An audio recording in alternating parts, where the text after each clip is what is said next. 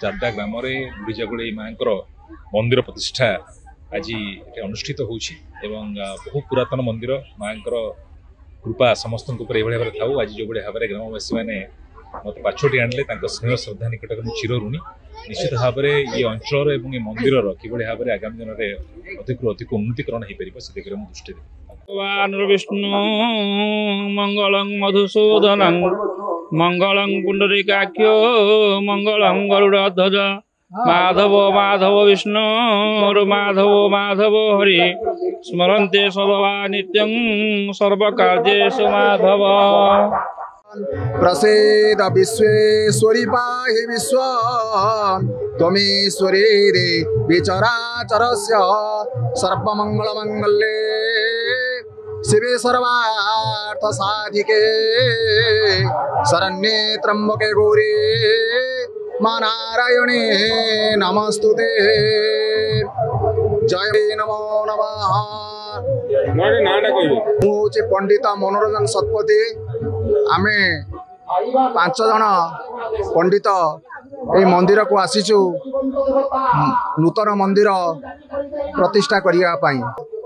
जो मंदिर रे माँ अवस्थान करिछंती से मंदिर वर्षा वर्षी हेले बहुत असुविधा हुए। तापरे जो माने पूजक रहिले से माने पूजा करिया पाई बहुत असुविधा हुए। तेणु ग्रामवासी को सहायता रे नूतन मंदिरटी निर्माण हला। नूतन मंदिरटी को ग्रामवासी माने पंडित सहित आलोचना करी यथा विधि रे यथा तिथि रे आजिर दिन रे प्रतिष्ठा करिवे बोली पदक्षेप नेले। सेतिपाई आम मान को डाकी एठारे प्रतिष्ठा करिवा पाई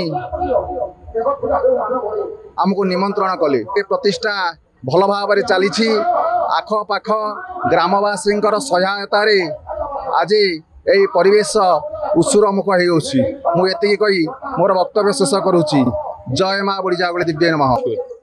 मो चारदा ग्रामर चिंतामणि महापात्र जड़े ग्रामवासी कौन कहे कि आप माँ बुढ़ीजागुड़ी मंदिर ग्राम देवता मंदिर आज पुनरुद्धार हो प्रतिष्ठा दिवस से विषय कौन कहे? आम ग्राम देवती अधिष्ठात्री देवी माँ बुढ़ीजागुड़ी आज हूँ नूतन मंदिर प्रतिष्ठा उत्सव। नूतन मंदिर प्रवेश करेंगे। यही मंदिर आम बापा को सब कहते अमल रू ठीक नहीं बहु पुराना किंतु सी आमर रक्षाकर्ता आम ग्रामवासी जेकोसी गोटे परिस्थिति असुविधा पड़े जो था डाकतु सांगे सांगे से दूर लाघव हो जाए से समस्या। तेणु आमर से प्राणकर्ता रक्षाकर्ता सबकि ये प्रतिष्ठा उत्सव 27 तारिख आरंभ हो 30 तारिख आसंता काली 30 तारिख रे पूर्णाहुति। प्रथम दिन आमर अंकुरापण शुभा दिवस होता तापरे कलश यात्रा ता परदिन कलश यात्रा है। आज नूतन विग्रह आसी जो नुआ विग्रह से ग्राम परिक्रमा कले 4 जन गोष्ठी आसते कीर्तन मंडली सहित संपूर्ण ग्राम को परिक्रमा कले।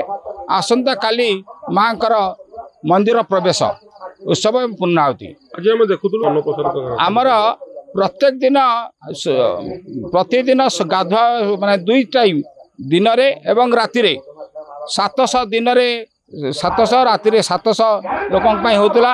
आज 1000 लेखे दिन रे एवं राति रे 1000 लेखाएं रही।